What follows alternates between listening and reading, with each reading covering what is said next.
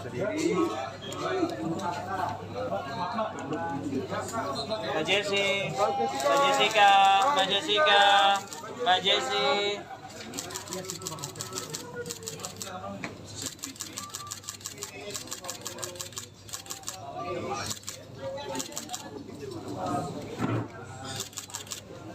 Bajes, Bajes, Bajes, Bajes.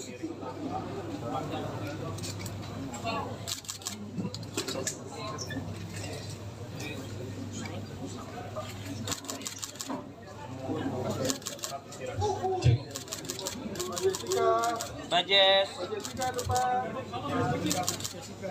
Apa ya, Mbak?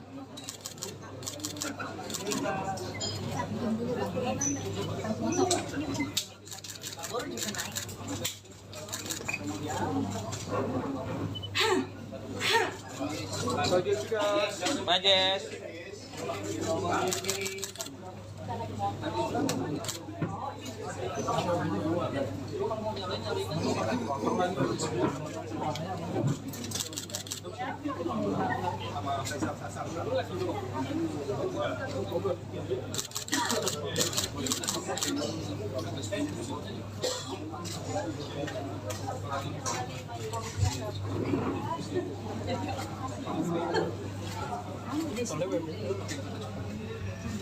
Tes.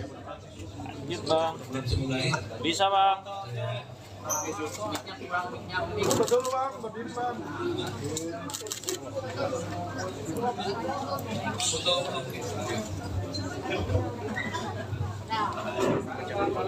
Berdiri Bang. Berdiri. Berdiri Bang.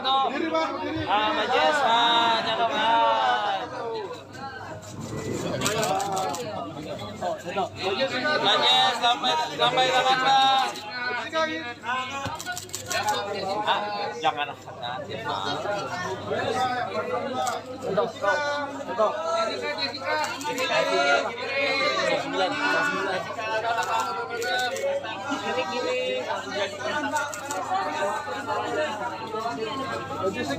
Mbak Jess.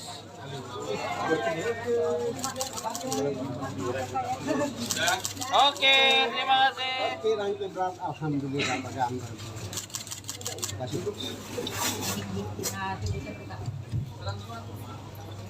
Baik, teman-teman wartawan yang saya hormati, hari ini adalah hari yang berbahagia buat kami, khususnya buat Jessica Wongso. Karena hari ini Tuhan memberikan kesempatan kepada Jessica untuk dapat bebas bersyarat dari lapas Pondok Bambu. Itu hari ini tanggal 18 bulan 8 tahun 2024. Jadi persis Jessica sudah hampir 8 tahun lebih, 8 tahun setengah menjalani hukuman penjara Pondok Bambu Cibinong, Pondok Bambu, Pondok Bambu.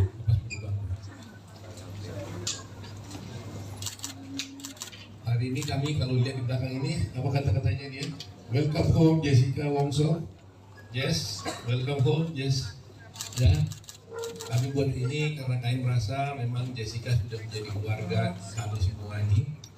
Di sini ada semua tim lawyer yang menangani kasus Jessica selama ini yang tetap setia.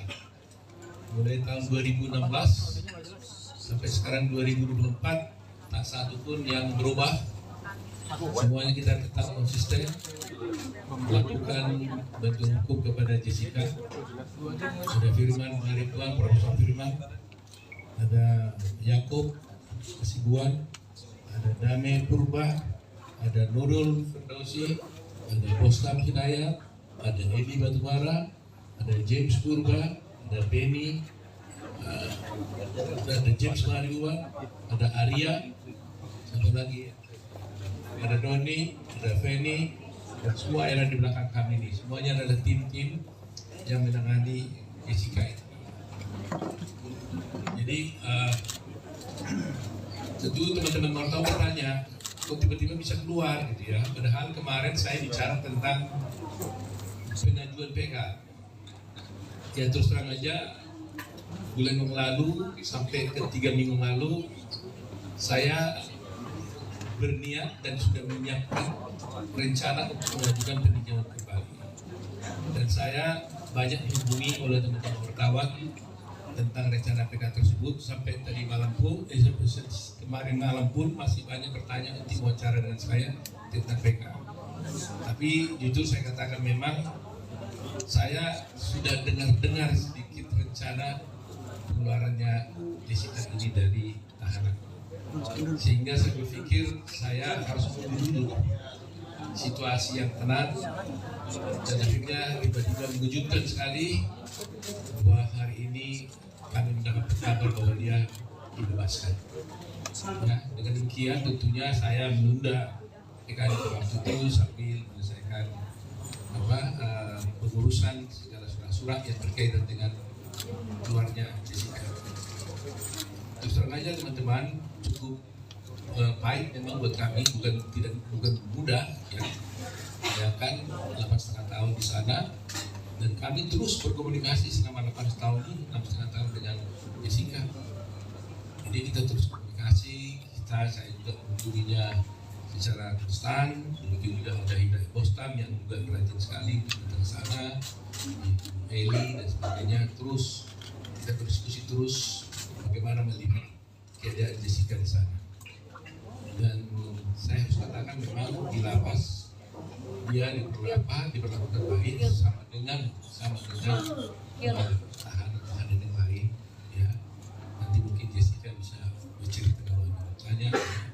Tetapi yang paling pasti adalah bahwa tadi juga Pak Jadi ada banyak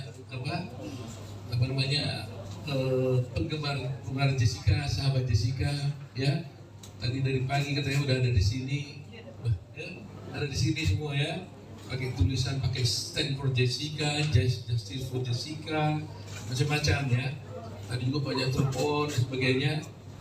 Nah, Jess, saya cerita sama kamu di lapas, kamu kan nggak bisa dilihat bahwa apa itu cerita itu, karena dia nggak bisa lihat kan, dia nggak bisa baca apa yang terjadi di luar. Nah, ini kan salah satu teman-teman, beberapa teman yang betul-betul mendukung kamu selama di luar. Ini sudah ini melihat di Western of Jessica mas ini ya, ditulis ya. Jadi ada foto semuanya ya. Jadi terima kasih ya, saya sama Jessica juga sama baru terima kasih karena dukungan kalian itu sangat berarti sekali buat kami selama ini dalam berjuang ya. Jessica juga banyak dia terbantu secara moral ya, karena selama ini kita melihat kan banyak kontra kan terhadap Jessica selama ini. Apalagi yang dikatakan baru juga tadi ada yang bertanya pada dia, baru hari ini saya lihat Jessica tidak pakai baju putih katanya. Terus dia jawab tadi, oh iya, bukan saya tidak mau, bukan suka baju putih. Ternyata itu karena waktu persidangan diwajibkan untuk pakai baju putih selama bersidang sebagai terdakwa. Sehingga hari ini kita lihat Jessica tidak boleh pakai baju putih karena dia bukan terdakwa lagi sekarang. Ya. Nah itulah mungkin yang ingin saya sampaikan kepada teman-teman semua. Saya lebih memilih untuk berdiskusi dengan teman-teman, tanya jawab supaya bisa berkembang apa yang harus saya sampaikan. Terima kasih. Saya silakan. Jessica.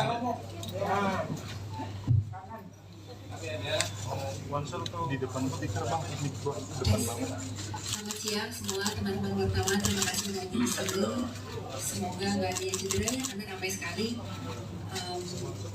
Saya hari ini bersyukur karena sudah bisa keluar dari lapas dan kembali dengan keluarga dan teman-teman, dan ini pengacara yang sudah seperti keluarga untuk saya. Terima kasih untuk dukungannya semuanya, doa, support dan segala macam hal-hal yang baik untuk saya. Itu sangat berarti yang membuat saya kuat selama ini, saya bisa bertahan. Maaf saya gugup banyak banget orangnya. Untuk pendukung-pendukung saya yang hadir hari ini, terima kasih banyak udah meluangkan waktu untuk di sini. Semoga semuanya selalu sehat dan baik aja. Terima kasih. Ada pertanyaan dari kamu pasti. Kamu udah menjalani selama 8 tahun, bahkan hampir 9 tahun, 9 tahun lebih kamu menjalani semuanya di dalam dengan segala pendapat publik itu. Kamu benci nggak sama semua orang siapapun yang membuat kamu harus dibekam di penjara? Kamu benci nggak? Pada waktu awal itu terjadi, saya merasakan sangat sedih sekali ya. Tapi sejalannya waktu dan sekarang ini saya sudah memaafkan semua yang telah melakukan hal-hal yang buruk pada saya. Sudah tidak ada kebencian lagi di hati saya. Jadi sekarang saya udah pulang aja untuk menjalani, sebab juga saya harus menjalani apa yang seharusnya saya harus jalani. Jadi saya sudah memaafkan semuanya dan saya tidak ada dendam sama sekali. Kebencian juga saya sama sekali. Kalau untuk upaya hukum, saya akan serahkan ke Oto karena Oto ngomong soal upaya hukum. Baik, ada yang lain bertanya?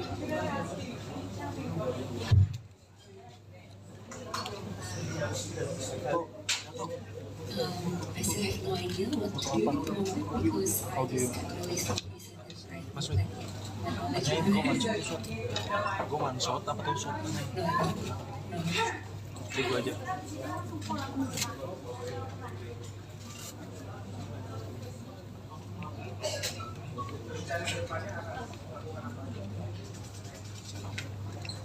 Seperti yang tadi saya bilang ya, saya masih ngebrain, nggak tahu mau ngapain. Jadi untuk kemananya abis ini saya masih belum bisa jawab. Nanti saya akan meminta lagi sekitar saya.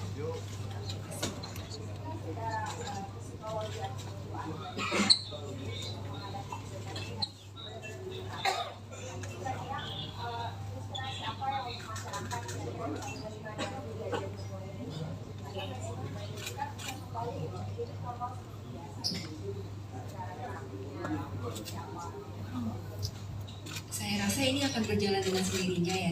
Tapi karena yang kayak tadi saya bilang, saya sudah menyimpan kebencian atau perasaan negatif dalam hati saya, jadi mungkin niat dan pandangan saya di masa depan itu ya saya mau ya selalu yang terjadi adalah hal positif. Jadi kalau misalnya saya melihatkan seperti itu, ya saya berharap saya dan para wanita saya bisa baik-baik saja menjalani kehidupan di masa depan nantinya dengan penuhi dengan hal yang baik lagi daripada yang ya. Kan sebelumnya akan bisa melakukan besar. Apakah ini karena Jessica juga mau membersihkan nama dari Indonesia ini atau nama baik melalui PKI? Saya tanya dulu jawab katanya. Jadi begini ya mengenai soal PK ini ya. Terus terang aja kita mengambil posisi bahwa Jessica sudah dibebaskan dengan bebas bersyarat. Jadi kami tim hukum ini selalu menghormati hukum. Apapun putusan sudah pengadilan, itu kan sudah jelas bahwa Jessica dinyatakan bersalah. Itu putusan pengadilan yang harus saya hormati sebagai seorang lawyer. Soal kami tidak terima putusan itu atau tidak, itu soal lain. Tapi karena itu formal sudah keluar, harus saya hormati, itu adalah putusan. Dia menyatakan bersalah. Tetapi kami sebagai lawyer, bila kami diskusikan dengan Jessica, merasa bahwa mungkin putusan itu tidak sesuai dengan apa yang terjadi menurut kami. Oleh karena itu, kita akan mencoba peluang untuk mengajukan PK terhadap perkara itu. Ya, jadi itu posisinya. Sebagai seorang lawyer, saya harus menghormati putusan pengadilan karena itu inkrah. Tetapi hukum juga memberikan kesempatan kepada semua pihak yang termasuk Jessica apabila merasa ingin mengajukan PK, juga hukum juga memberikan kesempatan dan hak itu kepada dia. Itu misalnya. Ya. Maksudnya bahwa sekarang saja kita sudah diberikan, berarti kan PKI itu apakah masalah sama baik saja atau seperti apa? Iya, hukuman itu bukan soal hanya nama baik, segala-galanya tentunya. Ya. soal kebenaran. Ya, kebenaran kan harus ditegakkan. Jadi ada pepatah mengatakan bahwa kebenaran itu akan mencari jalannya sendiri. Kan? Nah, sekarang jalannya kebenaran sendiri itu bagaimana? Apakah juga harus kita ikuti juga jalan kebenaran itu dengan berdiam? Atau apakah juga jalan kebenaran itu kata harus kita tumpangi untuk bisa mencapai kebenaran sendiri? Nah, itulah yang akan kita wujudkan nantinya. Sehingga kalau kita berpikir bahwa kita merasa ada ketidakbenaran di sana, ya kita harus jalankan. Tetapi selalu saya katakan bahwa saya menghormati putusan. Sebab kalau saya tidak menghormati putusan, saya tidak akan pergi ke pengadilan. Ketika saya mau membela di pengadilan, tentunya saya harus hormati itu. Soal itu menurut kami adalah tidak benar atau tidak, ada jalannya. Jalannya adalah PK. Itu persoalan.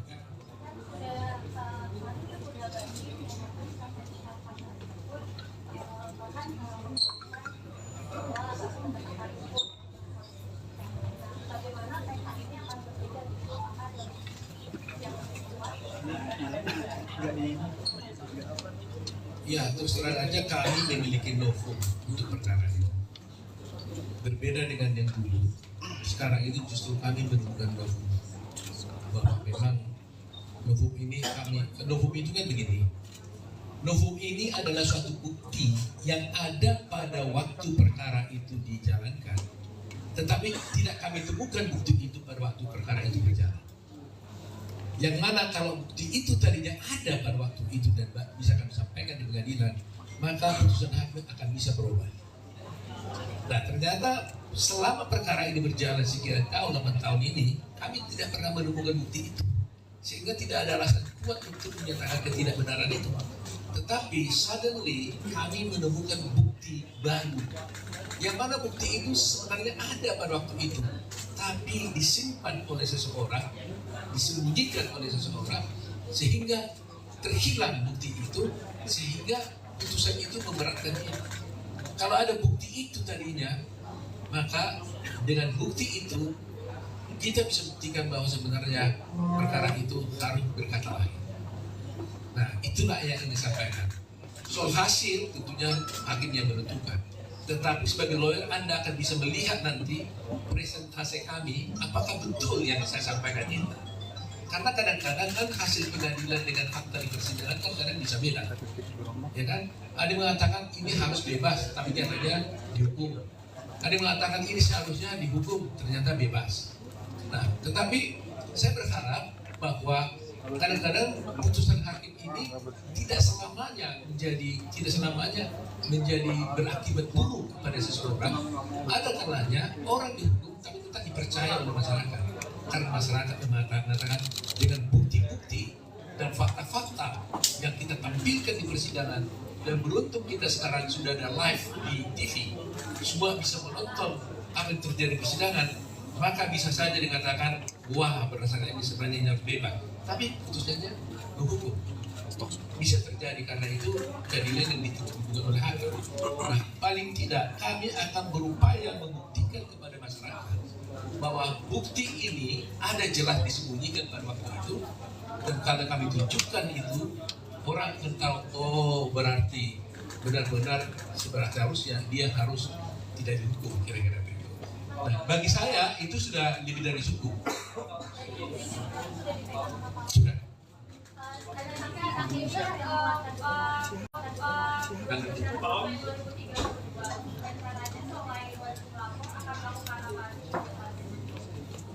Kalau saya berbincang dengan Jessica tadi di mobil saya dengan dia sendiri sampai tadi itu blank aja. Dia blank, dia bilang, oh di mana sekarang kayaknya? Karena dia sendiri pun sebenarnya surprise juga. Tiba-tiba bebas ini juga dia surprise juga dia. Ya. Jadi ya bayangin aja, ini baru keluar dari tadi langsung di sini wawancara, bingung dia nih, ya pohon pun nggak sempat. Baru saya ajak tadi dia makan karena ada masakan kesukaan dia. Saya tanya waktu dari malam kemarin, seandainya kamu keluar apa yang kau inginkan? Tadi dia bilang saya mau makan katanya. Makan apa? Makan sushi. Saya sedih juga dengarnya. Itu aja dia minta, nggak ada yang lain. Dulu saya waktu kali saya pengen makan sushi, di sini nggak ada sushi. Jadi ya bilang oke, Karena itu saya bawa dia ke restoran kampung ini, saya ajak makan sushi. Itu aja permintaan dia, nggak ada yang lain. Jadi saya tanya, kamu rencanamu apa? Saya nggak tahu om. Blank katanya.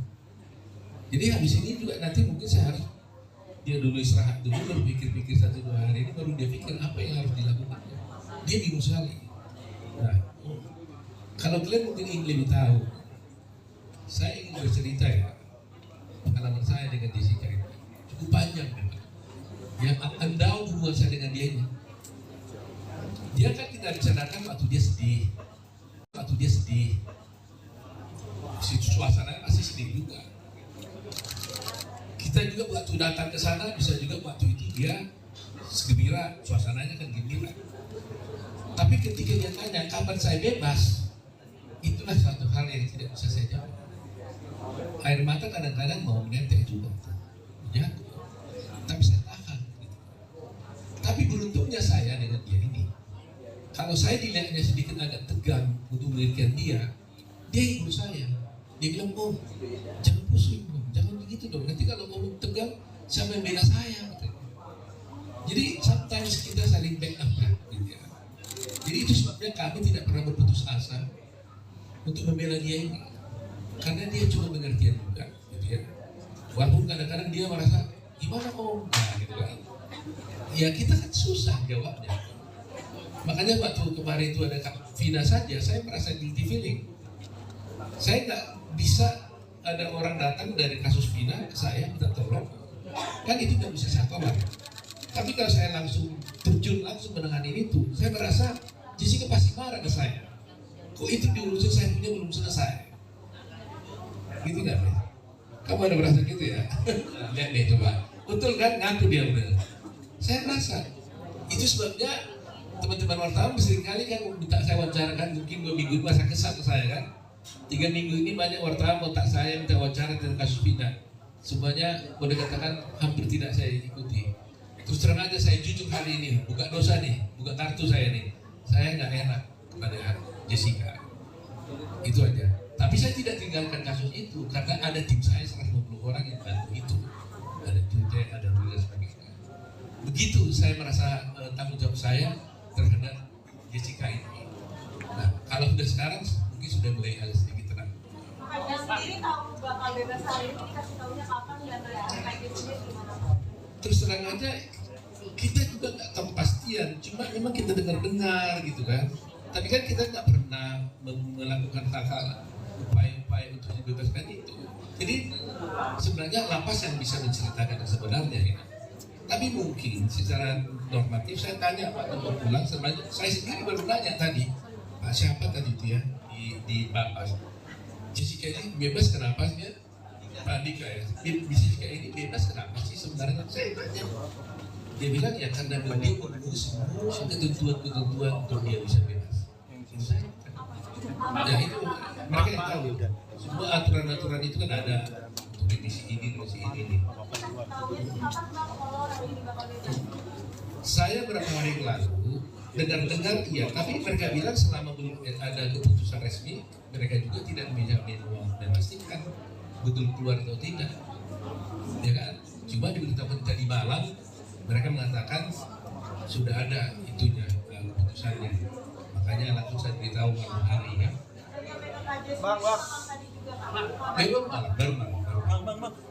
Itu saksi baru, bukti barunya bentuk apa sih? Video, keterangan dari Pak, orang. Sebenarnya sekarang saya novum baru Pak. Novumnya bagaimana Novumnya tadi? bisa dijelaskan Pak.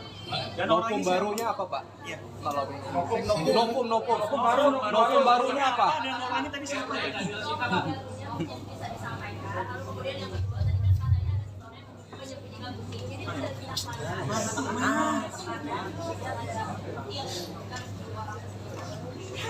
kalau soal perkara PK nanti lah kita diskusi khusus soal itu ya. Ayo dikit dong. Jadi kita pisah lah dulu ya. Satu kita bicara hari ini tentang bebasnya Jessica. Nanti saya akan undang lagi sekali lagi ketika kami mengajukan PK. Nanti semuanya saya paparkan di sana. Jadi supaya jangan terbagi-bagi ya. Hari ini fokus dulu tentang Jessica dulu. Bang, Sedikit bang. aja. Timbang, padahal dulu kalau dapat remisi kan berada syarat-syarat tertentu terus dilakukan selama tidak selama ini masyarakat ini membuktikan sebaliknya dari hasil profiling kita lihat di secara psikologi Jessica dipersepsikan berbeda dari masa sidang maupun masa Seperti saya katakan tadi, saya tidak bohong, boleh tanya itu Pandi. Saya tanya tadi, itu sebenarnya Jessica ini keluar kenapa?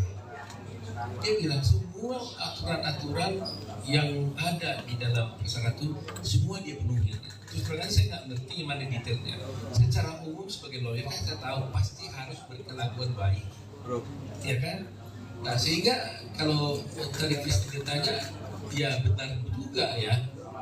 Selama ini kan diperlihatkan di dalam persidangan seakan-akan Jessica ini kan berperilaku macam-macam.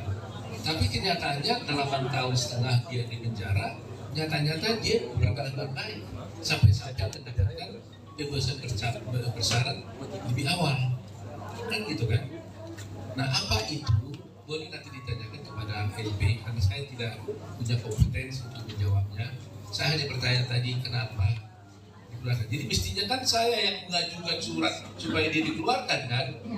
Kan wajar dong yang mengeluarkan. Kami enggak, saya tidak pernah mengajukan surat. Boleh cek, nggak pernah mengajukan surat, nggak pernah apa, saya nggak tahu terakhir ya. Kenapa? Nggak juga, nggak ada yang dari kita mengajukan surat. Tiba-tiba ada pemberitahuan di pendapatan itu. Wah kaget juga. Tadi udah dibapas. Saya tanya kenapa? Karena saya sendiri juga sok juga ya, bercampur senang gitu ya. Dan hanya dia bilang dia memenuhi segala peraturan-peraturan yang disyaratkan untuk itu. Puji Tuhan. Jadi murni karena akumulasi revisi yang begitu banyak ya? Ya. Jadi mungkin dia berkelakuan baik di rutan ya, di lapas ya. Karena sebagaimana kita tahu memang ya kemarin saya nggak berani ngomong, tapi memang sungguh selama di lapas dia juga banyak bermanfaat. Dia juga mengajari orang berbahasa Inggris, dia mengajar orang yoga gitu ya, mengajar yoga, dia ikut juga dalam kerajinan. Tadi mana ada satu bukti lah saya ketunjukkan ya. Masih ingat ya, ya saya. Ini adalah waktu cucu saya lahir 8 tahun yang lalu, dia di lapas. Dia dengar cucu saya lahir, dia bikin ini hasil kerajinan tangan dia sendiri di lapas ini. Dia serahkan. Nah, ini putri saya ini yang tadi ya, dengar dia keluar datang ke sini tadi dia bawa ini. Oh, apa itu saya bilang yang dulu dikasih Jessica, saya mau ketemu dia dan terima kasih. Nah begitulah dia perilaku dia di lapas sampai begini dan banyak yang bisa diajarinya di sana bentuk seperti ini. Ya. Ini katanya apa nih Jessica? Dia pada saat itu teman-teman saya yang di lapas bikin kerajinan jadi saya berniat untuk belajar. Tahun cucunya baru lahir, jadi saya berniat untuk memberikan sesuatu karena keterbatasan yang saya punya, jadi ya saya bikin sesuatu yang handmade yang memiliki untuk jadi hasil tangan kalian ini.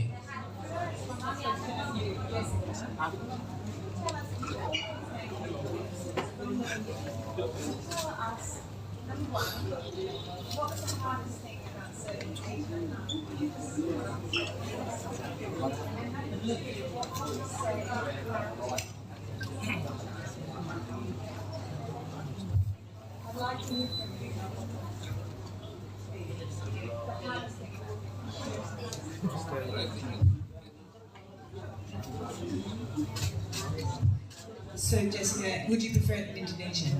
No, it's fine. Okay, so I'm interested, you've always maintained your innocence. What was the hardest thing for you about being in jail for 8.5 years? And the second question is, what would you say now to the family of Mirna Salihin? Thank you for the question. Well, I think the hardest thing would be accepting what I have to go through and staying positive and maintaining my sanity in the process. Most of the times when I'm feeling down, I have to pick myself up again. And also for me that's family. Well, I'm sorry for your loss. It's my biggest condolences. That's what I can say. Mbak Jessica, ini kan Mbak Jessica sudah dari saudara meskipun kalau saya berbicara, apakah sejauh ini masih Mbak Jessica mengakui perbuatan yang sudah dilakukan oleh pengadilan atau bahkan sampai sejauh ini Mbak Jessica membantah pelaku dan terakhir apakah nantinya Mbak Jessica akan nyamperin langsung gitu ke keluarga almarhum ibu Wayan Mirna atau seperti apa dan akan menyampaikan penjelasan atau seperti apa bisa dijelaskan? Untuk apa yang saya rasakan atau yang saya yakini itu ya ada biar itu dari kebijakan diri saya sendiri aja. Cuman kalau misalnya keputusan pengadilan itu mengatakan dikatakan oleh pengadilan keputusan pengadilan itu tetap harus saya bagaimana nanti proses hukumnya ya saya Kedepan apakah akan menghampiri atau menyambangi begitu keluarga dari almarhum Mirna Wayan almarhum Wayan? Saya untuk nanti malam aja saya belum tahu saya mau ngapain. Jadi saya belum tahu ke depannya saya harus ngapain dan harus apakah saya akan lakukan atau tidak. Belum gimana ya, belum terpikir karena saya masih baru keluar gitu, masih melihat jalanan, mau melihat yang di luar sana itu ada apa dulu gitu. Baru saya healing dulu, nah baru saya berpikir ke langkah berikutnya. Tapi kapok dengan kopi nggak sih Kak? Mbak Jessica kan tadi katanya berusaha untuk stay positif, caranya apa pas sampai di dalam penjara buat menjaga sanity?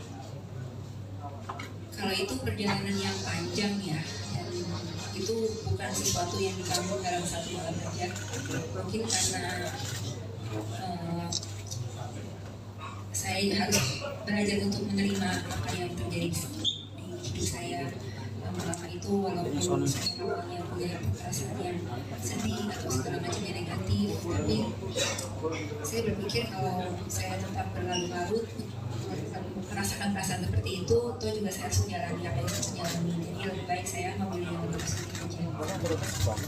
Hari ini kan jadi hari yang paling dinanti buat Kak Jessica selama di penjara. Harapannya, doanya buat hari itu gimana Kak? Harapan doa saya untuk hari ini, hari yang sangat bahagia ini, saya bersyukur karena saya berkelakuan baik di lapas, jadi saya bisa mendapatkan hak dari saya untuk mendapatkan pembebasan bersyarat. Doa dan harapannya ya semoga semuanya tertib dan baik-baik saja, dan saya bersyukur sekali dan berterima kasih atas supportnya yang sudah datang ke sini, meluangkan waktu untuk menemui saya. Terima kasih.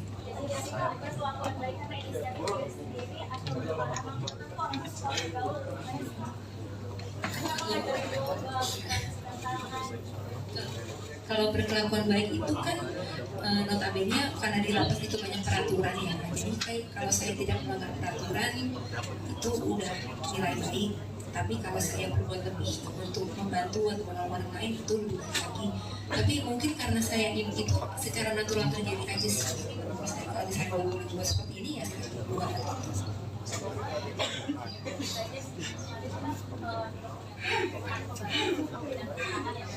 Mungkin kalau disampaikan apa yang belum tersampaikan dari apakah ada pembalas karena tidak boleh secara lugas menyampaikan apa yang Maaf untuk hal itu bisa tanyakan ke pihak Dirjen Pas sendiri ya, karena saya tidak berkepentingan untuk menjawab. Ya kalau itu banyak ya, cuma mungkin nggak hari ini, lain kali kita ngobrol lagi. apakah memang ada dari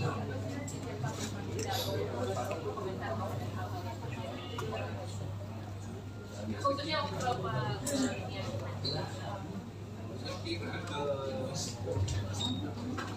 tidak ada larangan-larangan apapun yang disampaikan kepada saya. Tapi saya lawyer kan tahu bahwa ada aturan-aturan seorang yang baru dewasa itu yang kami taati karena dia masih bebas bersyarat. Ya kan? Jadi harus dia taati. Tapi itu tidak berarti dia tidak bisa berkata apapun, tidak. Ya kan? Tetapi dia harus berkelakuan baik juga di luar. Ya kan? Contoh, dia tidak boleh melakukan perbuatan yang jahat di luar. Ya kan? Itu salah satu contoh. itu aturan yang dibuat oleh PBB. Tetapi kalau persoalan apakah seorang terdakwa atau seorang terpidana itu bisa menggunakan haknya di pengadilan, itu nggak pernah dilarang. Itu kan kewajiban yang diatur di dalam undang-undang, bahkan undang-undang dasar, hak orang untuk mengajukan hanya di pengadilan.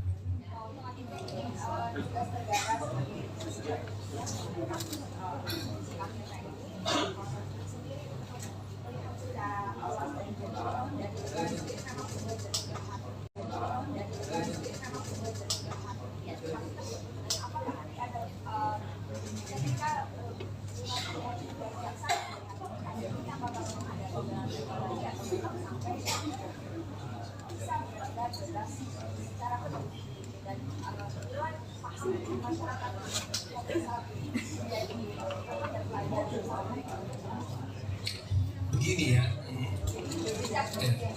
faktanya ini kan ada memang korban yang meninggal, yaitu Mirna, ya kan? Jadi bagaimanapun saya harus juga punya perasaan, ada orang yang seorang Mirna telah meninggal dan punya ayah dan punya keluarga. Di satu pihak ada seorang bernama Jessica Wongso dituduh melakukan pembunuhan. Yang saya mengatakan meyakini mungkin Jessica yang melakukan. Jessica mengatakan sebenarnya dia tidak. Tapi putusan hakim mengatakan dia bersalah. Tapi masih ada hak juga untuk mengajukan PK untuk tidak mengatakan itu. Nah, jadi di sini kita tidak mau berbantah-bantah, gitu ya. Nah, dulu pernah saya ucapkan, seandainya tadinya kami bisa bekerja sama dengan keluarganya Mirna, ya, atau Rahman Salihin, untuk sama-sama satu pikiran untuk mencari siapa sebenarnya yang melakukan pembunuhan, ini akan lebih mudah, ya kan? Sama-sama kita cari. Kalau memang dia, ya oke, ya. Tapi siapa tahu ada kemungkinan lain. Nah, jadi persoalannya sekarang dilaksanakan menutup suatu kemungkinan, tidak ada kemungkinan lain kecuali dia. Ini jadi kita mengalami kesulitan. Kalaulah sedikit mereka buka pintu, siapa tahu memang ada kemungkinan yang lain itu. Inilah sebenarnya yang harus kita cari bersama-sama. Tadinya itu kita harapkan kerjasama yang baik gitu loh. Jadi saya juga sebagai lawyer tidak defend mati-matian sampai banyak pokok tidak. Kita buka bersama-sama fakta-faktanya sebenarnya itu. Nah, kalau Anda tanya bagaimana pembelajaran pada hukum dan sebagainya, saya terus terang aja hanya ingin melihat begini. Banyak kasus ini kan sudah menjadi booming ya. Bahkan kasus Jessica Wongso sudah saya tahu itu sudah menjadi pelajaran umum wajib di beberapa universitas. Ya, semua mereka mempelajari ini. Bahkan saya sendiri dengan mahasiswa saya katakan, kalau Anda ingin belajar hukum acara pidana menjadi seorang lawyer, Anda tonton filmnya Jessica Wongso, mulai dari awal sampai akhir, saya jamin dia sudah langsung bisa beracara pengadilan dengan sempurna. Karena apa? Karena itu langsung contoh konkret dari semua hukum acara yang ada di Indonesia ini. Kemudian dari awal, ya, dengan bagaimana soal-soal kesaksian ada di sana. Cukup dia menonton itu, dia lolos di situ. Nah, tetapi saya juga masih melihat ada beberapa hal yang seharusnya harus diluruskan, karena ada beberapa persidangan itu yang saya lihat itu tidak dilaksanakan dan bahkan diabaikan. Yang sampai sekarang terus terang saja banyak nanti kita soal PK kita bisa bicara ya. Tapi hanya saya menjelaskan aja. Saya sampai sekarang, bagi saya mungkin Jessica beda.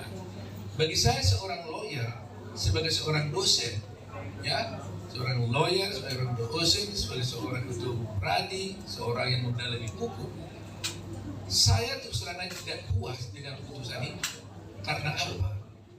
Karena bagi saya tidak ada kemungkinan dan tidak mungkin seorang hakim bisa menyatakan seseorang itu mati karena racun.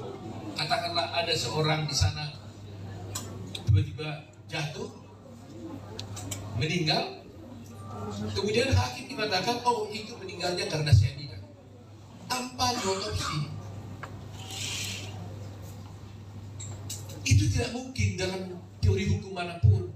Dan itulah yang saya ajarkan ke mahasiswa saya. Bayangkan aja ada tahapan, orang mati tiba-tiba yang bukan karena sakit.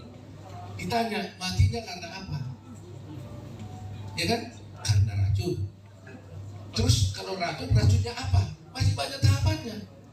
Tidak mungkin itu bisa terjadi, disimpulkan seorang hakim di Republik ini maupun di dunia ini tanpa otopsi. Dalam kasus ini, Mirna dinyatakan mati karena minum racun dan jenisnya adalah cyanida, padahal dia tidak diotopsi. Apa Anda pernah lihat di Republik kita ini ada orang mati yang masuk kasus pembunuhan yang tidak masuk perkara dengan dia yang tidak diotopsi? Kasus Sambo semua diotopsi, Vina kan diotopsi. Tahunnya sama dengan kasus Vina 2016, bersamaan dengan kasusnya Jessica. Cuma kasusnya tenggelam karena Jessica punya itu langsung di live pada waktu itu. Tapi itu juga diotopsi loh tahun 2016. Kenapa Mirna tidak diotopsi? Sehingga hakim mengatakan Mirna mati karena racun dan dia ketahui racunnya cyanida tanpa diotopsi. Dari mana dasarnya? Terus terang aja, saya selalu berharap entah apapun ini, Mahkamah Agung harus menjawab. Apakah seorang hakim bisa menyatakan sebab matinya seseorang yang mati karena tiba-tiba bukan karena sakit dan mati katanya karena racun tanpa otopsi? Kalau harus Mahkamah Agung mengatakan itu bisa, saya takut tunduk. Walaupun tidak ada dalam kamus hukum saya. Itu yang harus dijawab oleh Mahkamah Agung dulu, di luar yang lain-lain. Kenapa Mahkamah Agung dan semua hakim mulai dari pengadilan mengabaikan ini? Argumentasi hukum saya mengenai otopsi ini nggak pernah dijawab, tidak pernah dipertimbangkan. Jadi coba bayangkan, bisa nggak Anda terima ada orang mati tiba-tiba jatuh bukan karena sakit, lantas sakit bilang oh itu matinya karena cyanida tanpa diotopsi. Itulah yang terjadi dalam kasus ini. Jadi ada ketidakpuasan saya secara akademik sebagai seorang lawyer tentang putusan ini. Sementara semua ahli yang diajukan, baik di Indonesia, baik yang dari luar negeri, Australia dan sebagainya, termasuk Singapura, saya tanya semua itu, mereka mengatakan impossible. Seorang mati karena racun itu hanya bisa diketahui kalau diotopsi. Dan kalau itu tidak diotopsi, maka tidak ada kasus, no case. Itulah kira-kira yang menjawab pertanyaan tadi itu ya. Ini gimana nih? Kembali cari gua. Ini gimana Cak?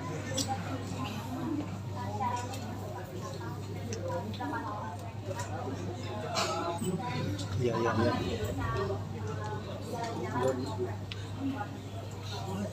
Tapi boleh. Saya nggak tahu persis soal itu tadi, karena saya juga tadi nggak jelas kan. Mungkin Anda bisa tanya kepada lapas aja kali, lapas syarat-syaratnya ya. Terus terang aja saya nggak detail di dalamnya tadi.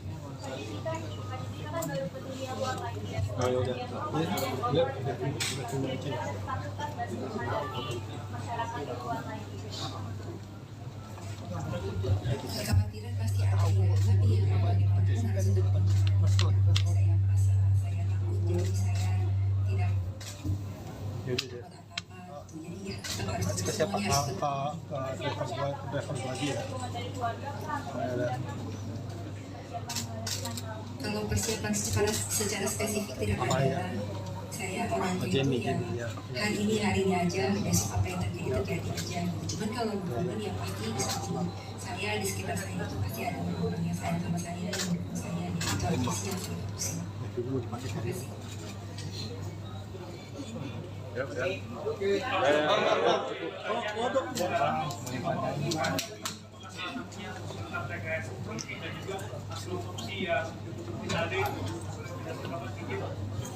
Saya bisa katakan kalau menurut PK-nya nanti supaya lebih, karena itu panjang lebar dan teknis, nantilah saya ajak teman-teman nanti, saya undang lagi sekali lagi berbicara tentang kalau kita ajukan PK ya. Jadi kita fokus dulu terhadap, saya masih terlalu senang hari ini karena Jessica sudah bebas juga. Jessica sekarang juga masih bingung, nggak tahu apa yang dikerjakannya. Bahkan tadi saya harus pulang kemana nanti Om, dia bilang tadi sama saya, pusing juga saya. Gitu ya Pak ya semuanya Mas ya. Terima kasih atas partisipasinya, mohon doanya, mohon dukungannya kepada kami semua. Ada Jakob Firman mau ngomong? Ada? Bang, ada. Oke ya. Terima kasih ya.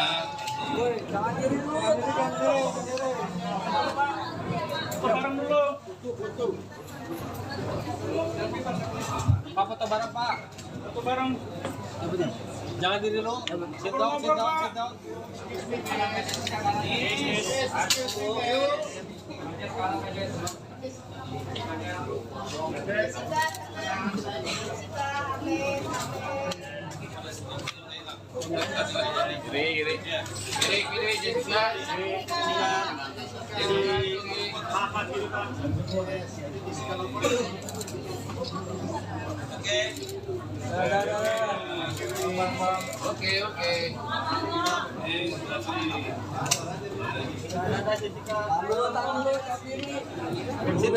Sit down. Please.